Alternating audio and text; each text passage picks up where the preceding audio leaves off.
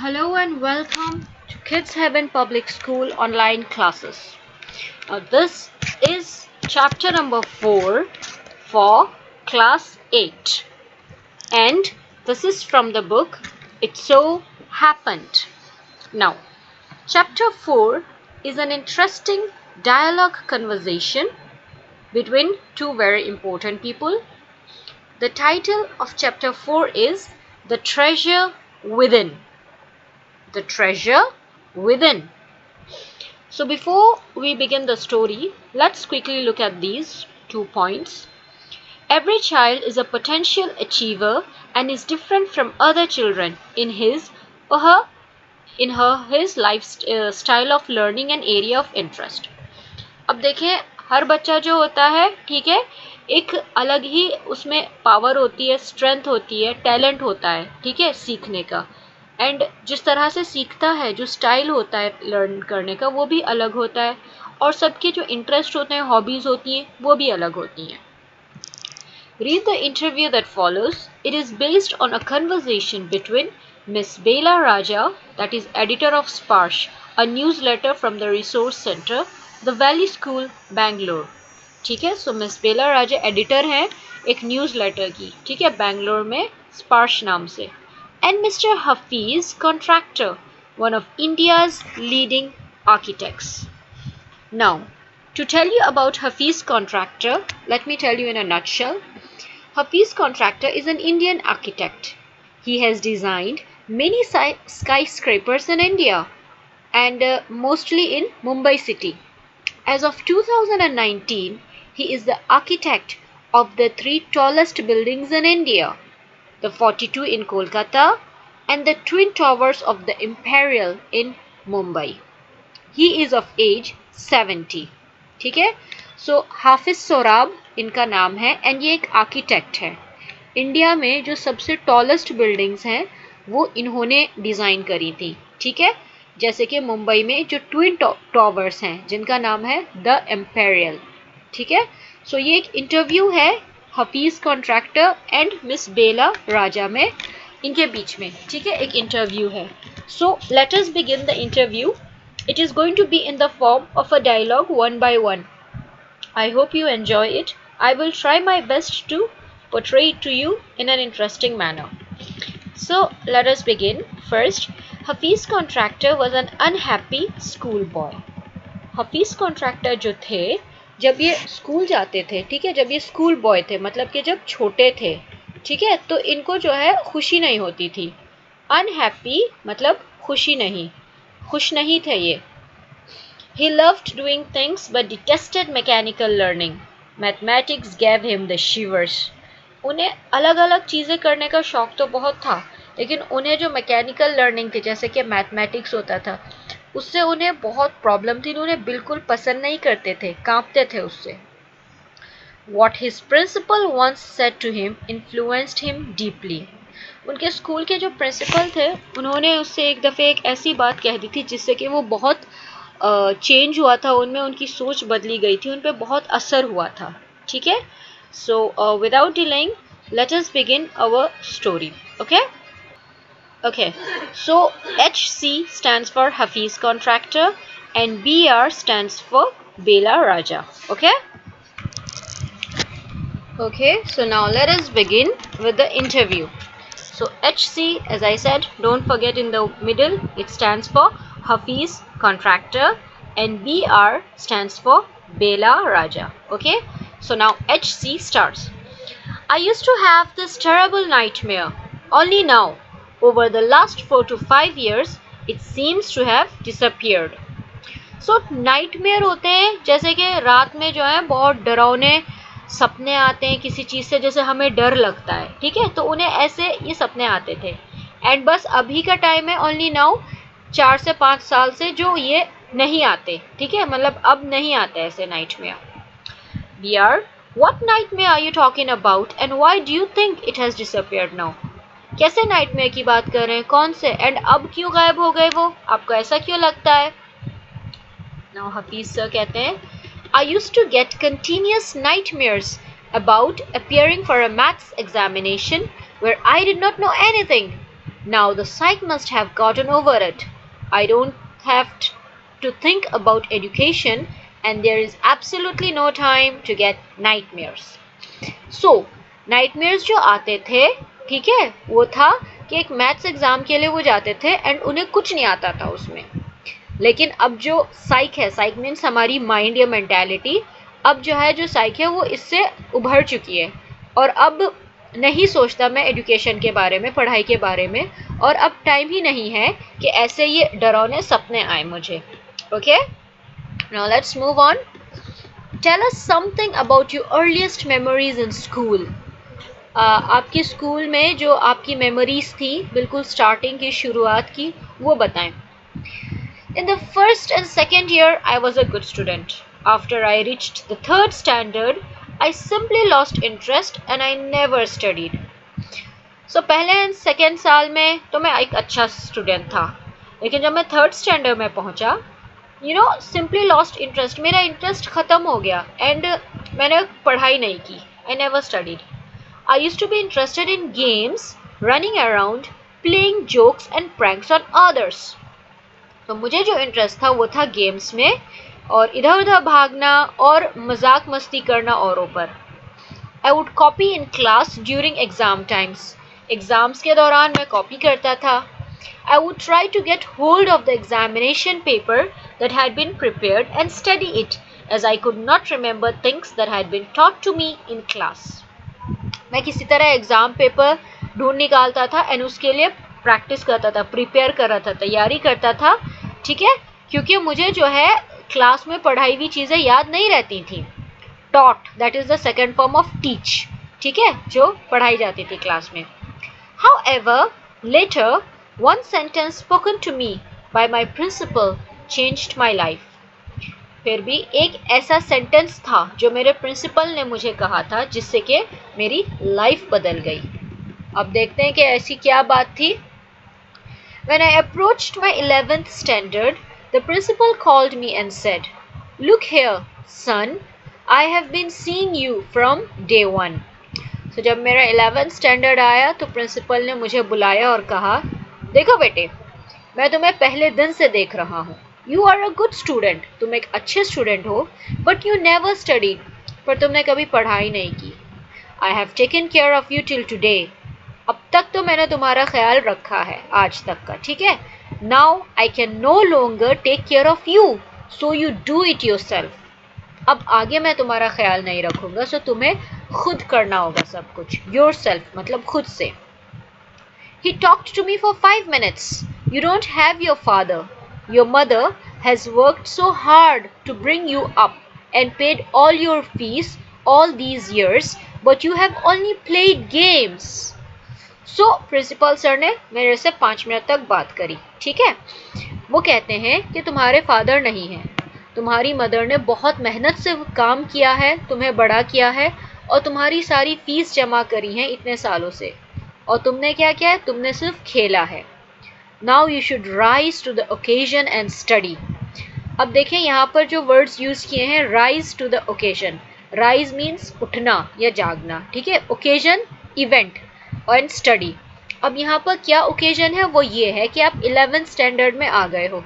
अब आपको इस हालत में, इस स्थिति में खुद उठ के खुद जगना होगा, खुद मेहनत करनी होगी, ठीक है, एंड पढ़ाई करें.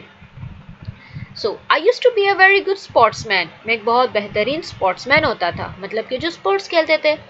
आई had been the senior champion for so many years and I was also the cricket captain, ठीक है. सो सीनियर चैम्पियन था, हु इज़ अ चैम्पियन, जो हमेशा जीतते थे, ठीक है, बहुत सालों तक, एंड क्रिकेट कैप्टन भी थे.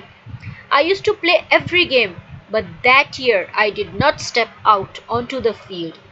सो वो सारे गेम्स खेलते थे, हर एक गेम, लेकिन उस साल उन्होंने बाहर फील्ड पे कदम नहीं रखा. स्टेप आउट मतलब कदम रखना. I would go for prayers and all I would do was eat and study, ठीक है. वो अपने प्रेयर्स के लिए जाते थे एंड उससे अलग खाते थे एंड पढ़ाई करते थे, बस. I normally used to copy and pass, but I realized that once I was in SSC, I could not do that. So, अब तक तो वो कॉपी करके पास करते थे, और जब उन्हें इस बात का रियलाइजेशन हुआ, मतलब एहसास हुआ, समझ में आया कि जब वो एसएससी में है अब वो यहाँ ये नहीं कर सकते. When I got a second class 50% in my SSC, my principal said, "Son, consider yourself as having got a distinction." This is my memory of my school days. So जब सेकेंड क्लास आई थी इनकी 50% SSC में, इनके principal ने क्या कहा, देखो बेटा अपने आप को समझो कि आपका एक डिस्टिंक्शन आया है. Distinction means first class. ये मेरी मेमोरी है स्कूल डेज की, ठीक है, ये इनकी यादगार बातें थी. I did a lot of other things, और भी बहुत कुछ चीज़ें की थी. See as far as my things are concern I can't remember.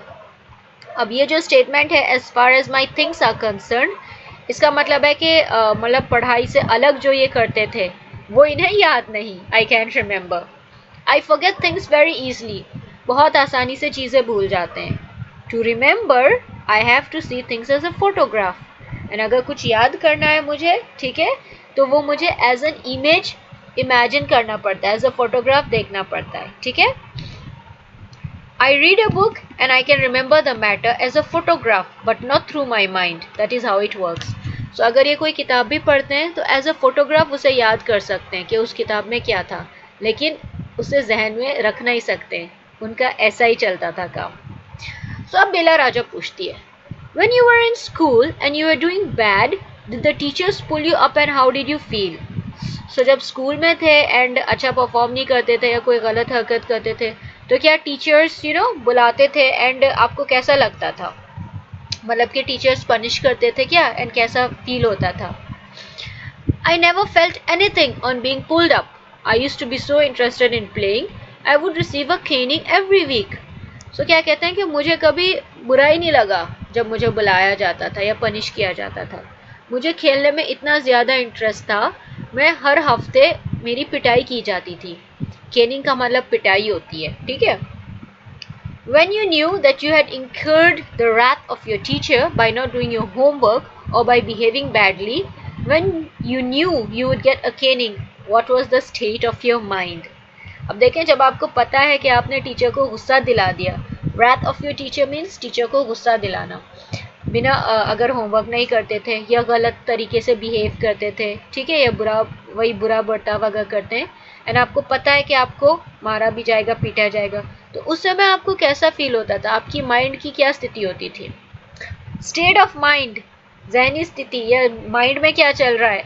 हम क्या करते थे, just lift up the hand and they would can you. अपना हाथ ऊपर करो उनके लिए एंड वो पिटाई करेंगे. इट वुड हर्ट बैडली, बहुत दर्द होता था, ठीक है, हर्ट होता था, बैडली मतलब बहुत बुरा दर्द होता था. And then I would have to forget about it because I want to go and play.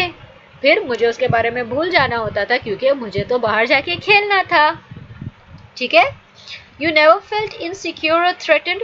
क्या कभी भी इनसिक्योर इज लाइक, क्या आपको कभी भी डर नहीं लगा या जैसे थ्रेटेंड कि अगर टीचर्स धमकी देते थे तो आपको डर लगेगा कि अब क्या होगा अगर मैंने वर्क नहीं किया, तो आपके साथ ऐसी फीलिंग्स नहीं आई. तो क्या कहते हैं, I was just interested in playing and nothing else. मुझे सिर्फ खेल में इंटरेस्ट था और किसी चीज़ में नहीं. I was most interested in funny pranks, ठीक है, मजाक मस्ती के जो होते थे, किसी पे कोई ना कोई मजाक करना, वो सबसे अच्छा था. One day I did not want to study so I created a distraction. For 1 whole hour we played चोर पुलिस.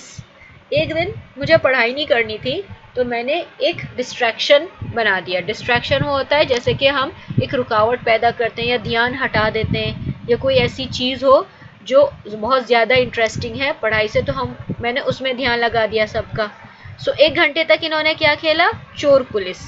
चोर पुलिस वो गेम होता है ना जिसमें एक बच्चा तो चोर होता है, वो छुपता है और बाकी जो पुलिसमैन होते हैं वो उसे ढूंढते हैं. Every Saturday we were allowed to go into town to see a movie. So her Saturday को, शनिवार को इन्हें इजाज़त मिलती थी कि सिटी में जाके, टाउन में जाके एक मूवी देखते थे. So what I would do was have no lunch and collect money from 40 to 50 students and run and buy the tickets.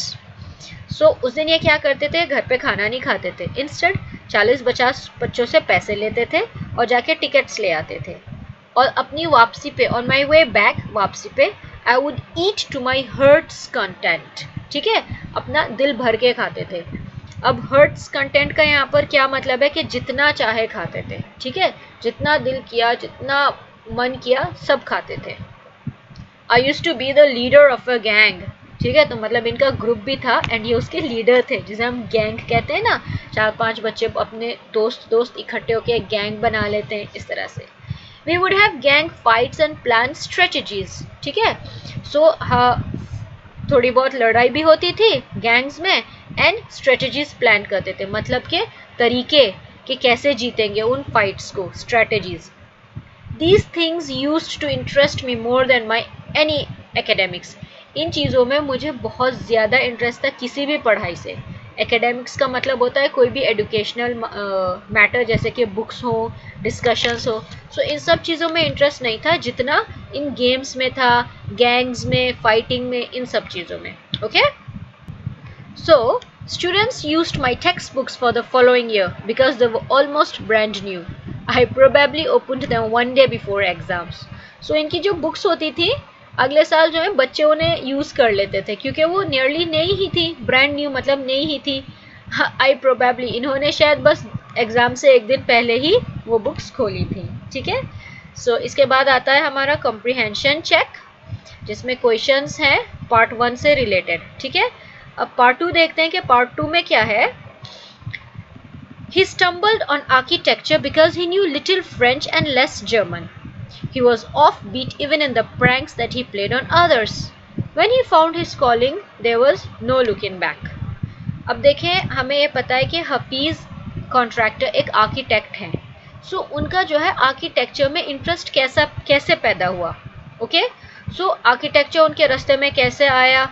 उन्हें तो फ्रेंच थोड़ा ही पता था, ठीक है, और थोड़ी जर्मन पता था। वो तो मजाक करते थे औरों पे। सो ये सब छोड़ के जब उन्हें आर्किटेक्चर की तरफ उनका ध्यान हट गया, उसके बाद उन्होंने कभी दोबारा पलटकर वो सारी हरकतें नहीं करी जो वो बचपन से करते आ रहे थे। So let us continue now. Bela Raja asks, how did you get into the field of architecture. ठीक है, आप तो गेम्स खेलते थे, है ना। सो अब आर्किटेक्चर की फील्ड में आप कैसे आए। In the college for architecture, nobody who had got below 80 to 85% was allowed to enter. I had only 50%. अब जो कॉलेज था आर्किटेक्चर का, उसमें किसी को भी 80 से 85% से कम पे परमिशन नहीं थी, अलाउड नहीं था। मेरे तो सिर्फ 50% थे। I wanted to join the army. I got my admission letter, but my aunt tore it up. Then I decided that I wanted to join the police force. अब देखें, इनका इंटरेस्ट था कि इन्हें आर्मी ज्वाइन करनी थी। Admission letter भी आ गया था, लेकिन इनकी आंट ने उसे फाड़ दिया। टोर, जो कि है टीयर का सेकेंड फॉर्म, मतलब फाड़ना।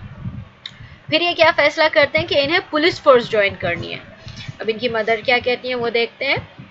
माई mother said, don't join the police force, just do your graduation. So I went to Jai Hind college in Bombay. अब इनकी मदर कहते हैं कि पुलिस फोर्स मत ज्वाइन करो, अपनी ग्रेजुएशन कर लो बस, ठीक है। उसके बाद ये कहाँ जाते हैं, जय हिंद कॉलेज बॉम्बे में। There I was to take French और जर्मन। अब वहाँ पर लैंग्वेजेस हैं, सो उन्हें फ्रेंच या जर्मन लेनी थी। दो I had studied French for 7 years, I did not know 7 words of French. अब देखें, हालांकि इन्होंने 7 साल तक फ्रेंच पढ़ी थी, French is a language of France, लेकिन इन्हें फ्रेंच के 7 शब्द भी नहीं पता था। सो आई टुक जर्मन, तो फिर ये जर्मन सेलेक्ट करते हैं। देन माई जर्मन टीचर डाइड, फिर मेरे जर्मन टीचर जो थे वो मर गए। The college told me that I could change the college और टेक फ्रेंच। अब कॉलेज क्या कहती है कि जर्मन टीचर मर गया, तो अब जर्मन छोड़ के या तो कॉलेज बदल लो या फ्रेंच ले लो। Now who would give me admission in another college. I had got admission to Jai Hind by influence. अब मैंने सोचा 50% लेकर मुझे किसी और कॉलेज में एडमिशन कौन देगा। जय हिंद कॉलेज में भी मुझे इन्फ्लुएंस के थ्रू मिला था, मतलब किसी के through. So I thought, okay, I will take French and I started learning French again. I learned it from my cousin, she was an architect's wife. I was going to an architect's office to learn French. अब देखें field कैसे बदलती है। इन्हें French लेनी पड़ी, ठीक है, तो ये सोचते हैं कि ठीक है मैं फ्रेंच ले लेता हूँ। अब इन्होंने दोबारा फ्रेंच सीखनी शुरू कर दी। ये अपनी कज़न से सीखते थे। अब इनकी कज़न कौन थी, वो एक आर्किटेक्ट की वाइफ थी। तो ये एक आर्किटेक्ट के ऑफिस जाते थे फ्रेंच सीखने, ठीक है। Now Bela Raja asks, was it then that you decided you wanted to do architecture? वो पूछते तो क्या तब आपने डिसाइड किया था कि आपको आर्किटेक्चर पढ़ाई करनी है, ठीक है, या आपको आर्किटेक्ट बनना है?